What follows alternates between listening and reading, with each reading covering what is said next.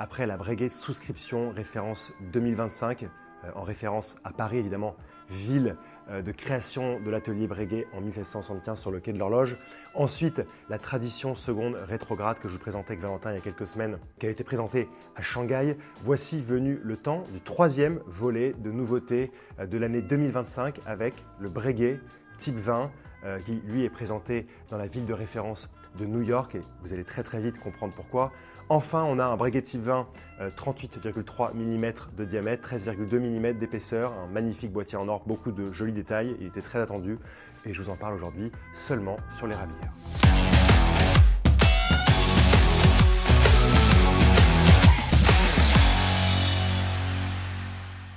Juste avant de vous parler des montres, eh bien on adore les montres, mais j'ai envie de vous parler un peu d'aviation. En plus, vous savez que Breguet, la descendance d'Abraham Le Breguet a joué un rôle important dans l'aviation civile en particulier. Il faut savoir qu'au début des années 10, en 1913, très exactement, le Daily Mail va proposer une récompense de $10 000 au premier équipage qui arrivera à traverser l'Atlantique des États-Unis, du Canada, de Terre-Neuve pour aller jusqu'en Grande-Bretagne ou en Irlande. Beaucoup d'équipages vont se casser les dents à essayer de faire ces allers-retours. Mais on parle vraiment de héros de l'époque. Enfin, partir dans les ciels, traverser l'Atlantique en avion, à l'époque, c'est vraiment, il faut avoir une bonne dose de courage. Et il faudra attendre 1919 pour qu'une autre somme d'argent assez importante, le prix Orteig, soit proposée également à l'équipage qui fera non pas quelques villes différentes ou quelques pays jusqu'à l'Irlande ou la Grande-Bretagne, mais plutôt Paris-New York ou New York Paris. Vous le savez, il faudra attendre 1927 avant que Charles Lindbergh effectue le Paris-New York à bord du Spirit of Saint-Louis. Et il faudra attendre 1930 pour avoir le New York-Paris avec le superbe duo de Coste, Dieudonné Coste et Bellante, qui vont le réaliser en 37 heures, ce qui est assez dingue. Et surtout, ils utiliseront un avion Breguet qu'on appelle le Super Bidon, non pas parce qu'il a du ventre, mais plutôt parce qu'il a un très grand réservoir. Mais je vais revenir très vite dans la vidéo sur cette histoire, je vous laisse un tout petit peu de suspense. Je ne vais pas vous refaire toute l'histoire du Breguet Type 20, pour ça je vous remets une vidéo juste ici. Souvenez-vous, déjà dès le milieu des années 40, la fin des années 40, Breguet va livrer des pièces pour les cockpits d'aéronefs, va livrer des pièces pour l'aviation, pour ceux qui vont effectuer des tests en vol et il faudra attendre 1953 très exactement pour voir dans les registres, non pas des chronographes Breguet qui ressemblent au Type 20 parce que ça ils existent déjà, mais pour voir en tout cas le nom de Type 20 apparaître. Vous savez, Type 20 c'est un cahier des charges assez strict avec plusieurs caractéristiques pour la montre et surtout en particulier un mouvement mécanique de chronographe à retour en vol. Je crois que vous connaissez la complication mieux que moi aujourd'hui, c'est-à-dire que quand on démarre le chronographe, on n'a pas besoin de l'arrêter, de le remettre à zéro et de le redémarrer pour effectuer une nouvelle mesure. On a juste à appuyer sur le bouton poussoir du bas, l'aiguille revient à zéro et repart instantanément pour une nouvelle mesure. Ça permet pour la navigation dans les airs d'être beaucoup plus précis et de ne pas arriver avec 150 bornes de différence, ce qui serait un peu bête tout de même. Tout ça pour vous dire qu'il y aura une multitude de types 20 différents avec des compteurs des minutes de tailles différentes, avec des totalisateurs d'un nombre de minutes différents, des matières différentes. Et là, on approche le sujet du jour. Et en 2023, nous avions le plaisir de découvrir la 4e génération de Breguet Type 20 avec un calibre mécanique à remontage automatique. Et cette petite date qui a été beaucoup décriée. Alors la pièce, à l'époque, c'était le CEO d'alors, Lionel Amarca, justifiait le fait d'avoir un calibre automatique et le fait d'avoir une date, par le fait que les clients au XXIe siècle avaient envie de jouir d'une date et d'un calibre automatique. C'est plus pratique au quotidien et en soi, il avait assez raison, mais les amateurs profonds du Breguet Type 20 étaient de manière générale assez déçus. Et heureusement, ils ont été écoutés et aujourd'hui est venu le temps de vous présenter la référence 2075 BH, troisième volet de nouveautés de l'année 2025 pour le 250e anniversaire de l'établissage de l'atelier Breguet d'Abraham Le Breguet à Paris. Et vous allez voir, vous n'allez pas être déçus. Ce qu'il faut savoir, c'est qu'en 1955, on découvre dans les registres Breguet, parce que vous savez que Breguet a toutes les traces des montres qui sont sorties de ces ateliers, en tout cas à partir d'une certaine date, c'est-à-dire que les montres de poche assez primitives n'ont pas encore leur présence, leur numéro dans les registres, mais en tout cas en 1955, tout va bien. Et on découvre alors qu'il y a un certain nombre, très faible, de chronographes type 20 à boîtier en or, 3 en tout, et qui portent, surtout pour un, le numéro 1780, qui vont être préparés. Un sous la formule type 20 chiffre arabe, donc militaire, et l'autre sous la formule type 20 chiffre romain pour une version civile. Ce qui est fou, c'est qu'on a tous dans la tête ce chronographe de 1955 avec son cadran noir, mais la réalité en fait du registre est que quand cette référence est sortie des ateliers Breguet, elle avait un cadran en argent massif. C'est qu'en fait un peu plus tard, les cadrans ont été remplacés par ces fameux cadrans noirs. Pour l'occasion, donc Breguet présente deux nouveautés. Une première nouveauté, vraiment celle qu'on a en tête, celle qu'on adore, boîtier en or, cadran noir. Et la seconde, itération à la fois très 2025 et en même temps très originelle, puisque dans les registres, elle apparaît telle qu'elle, avec un cadran en argent massif. D'ailleurs, si vous regardez bien sur les plans de Valentin, on remarque que la mention AG est présente sur le cadran, tout comme la version AL pour aluminium pour le cadran noir. C'est tout le plaisir qu'on a à découvrir les nouveautés cette année avec Grégory Kissling. Je vous présentais dans la dernière vidéo, je vous en mets juste ici. On avait le plaisir de passer quelques agréables minutes avec lui. Le fait que Grégory Kissling arrive, vous avez vu qu'il y a pas mal de changements qui s'opèrent chez Breguet. Et du coup, pour l'occasion, on a un Breguet type 20, 38,3 mm de diamètre, 13,2 mm d'épaisseur, un boîtier réalisé en or Breguet, le nouvel alliage d'or qui est absolument sublime.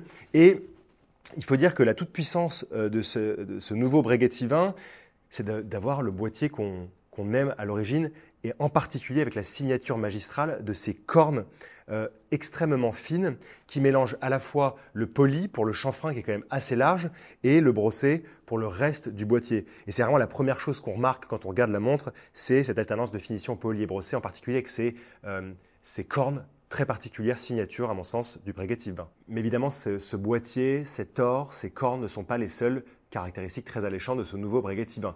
On retrouve cette lunette bidirectionnelle graduée qui était parfois un détail des types 20 civils, et on a aussi l'autre côté militaire avec ce totalisateur des 15 minutes du chronographe à 3 heures qu'on appelle un peu Big Eye parce qu'il est plus gros que la petite seconde qui se trouve à 9 heures. Et on a eu d'autres variations dans l'histoire des chronographes type 20 avec différents totalisateurs avec davantage de minutes. On a ces très jolis index chiffres arabes en matière luminescente qui sont en fait aux proportions parfaites selon moi, parce que si on parle de proportions, ce type 20, il est aux proportions parfaites, 38,3 mm de diamètre. Les chiffres sont exactement dans la proportion et on a le plaisir de retrouver ces aiguilles en or seringues avec aussi leur dose de matière luminescente. Si jamais vous vous levez la nuit, vous pourrez toujours savoir quelle heure il est. Vous ne serez pas dans votre cockpit, vous serez dans votre lit, mais tout va bien. Et petit détail que j'apprécie beaucoup, vous regarderez dans le totalisateur des 15 minutes du chronographe à 3 heures, cette aiguille en forme feuille, en type feuille, avec vraiment cette forme si caractéristique pour ce gros sous-compteur des minutes du chronographe. Je vous ai bien parlé de deux nouveautés cette année, donc en plus de la version hors Breguet, cadran noir, aiguille seringue, qui est vraiment davantage une version historique, on a quand même une autre version qui est très contemporaine et qui fait aussi un clin d'œil à l'histoire et au registre Breguet, puisqu'elle possède un cadran en argent massif, et ça, vous le voyez sur les détails des plans de Valentin, très discrètement, entre 7h et 8h. La grande différence donc, un cadran en argent 925 millième, cette écriture discrète en italique à 6h. Et en plus de ça, ce retour en vol, vous aurez remarqué, il est en bleu. Et en fait, finalement, c'est ce mélange entre l'or Breguet, le cadran en argent légèrement brossé et l'utilisation de la couleur bleue qui définissent cette deuxième nouveauté Breguet type 20 pour l'année 2025. Le bleu, vous allez le retrouver au niveau du totalisateur des 30 minutes du chronographe qui cette fois fait la même taille que la petite seconde à 9 heures. Vous allez le trouver au niveau de l'échelle tachymétrique qui est en périphérie du cadran.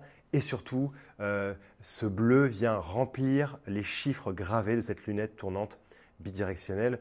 J'avoue que le combo est juste magnifique. Vous remarquez évidemment qu'il y a quelques petits détails qui sont différents, comme cette aiguille centrale des secondes du chronographe qui est bleue, un peu plus contemporaine, et ces aiguilles un peu plus massives pour les heures et les minutes, toujours en or bien évidemment. Et si je vous parlais de ce super bidon Breguet de 1930, du 2 septembre 1930, qui a été conduit par Coste et Bellante, qui fait le Paris New York pour la première fois, c'est pour vous parler du calibre qui équipe ces deux très belles nouveautés. Pour comprendre les deux nouveaux calibres de ces deux jolies nouveautés, il faut revenir en 2023, on découvrait le nouveau calibre 728 à remontage automatique et c'est évidemment la base qui va servir à la présentation des deux nouveaux calibres que l'on découvre en même temps que ces deux très belles nouveautés. Comme je vous le disais, c'est à la fois la base qui va servir pour la version hors Breguet cadran noir, calibre 72-79 avec son totalisateur des 15 minutes à 3 heures,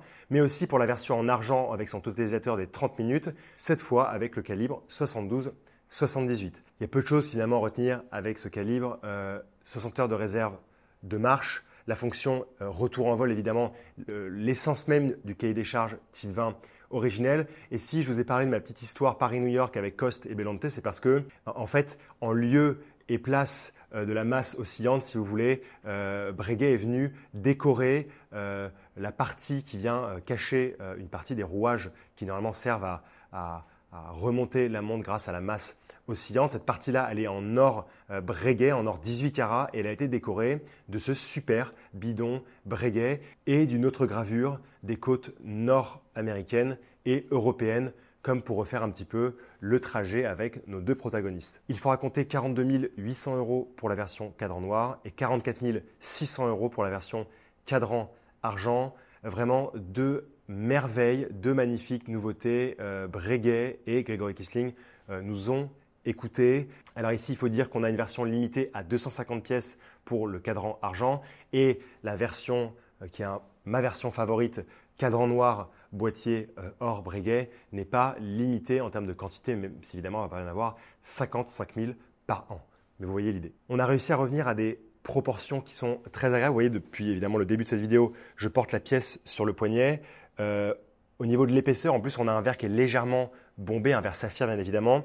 On comprend qu'on est vraiment dans les proportions idéales quand le diamètre et l'épaisseur se coordonnent pour donner finalement une montre qui ne choque pas au poignet. Et ici, quand on ajoute la somme de détails un peu incroyables de la lunette, du cadran avec sa très très légère texture, les index, le Breguet, le symbole Breguet en applique à midi, on a vraiment une montre qu'on a envie de porter. C'est ça en fait le principal, c'est qu'en fait on met une montre au poignet, on a envie de sortir avec de la boutique. Bien évidemment, si je le fais, je risque de me faire stopper très très fort.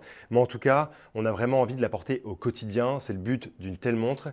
Et moi, le petit suspense que je laisse, c'est quand même que finalement Breguet a réussi à sortir une Breguet Type 20 avec des proportions parfaites en or. À mon avis, une version acier pourrait voir le jour assez rapidement. Et là, je pense que ça va faire beaucoup de bruit et beaucoup de plaisir en même temps, parce que c'est ça le principal. Donc, je vous retrouverai en live pour parler de Type 20 assez rapidement ou pas. En tout cas, pour parler d'une version en acier, je l'espère, qui ravira tout le monde. J'espère que cette montre vous plaît. N'hésitez pas à mettre en commentaire ce que vous en pensez. C'est toujours très intéressant d'avoir votre avis. Et on se retrouve très prochainement pour une nouvelle vidéo. Merci.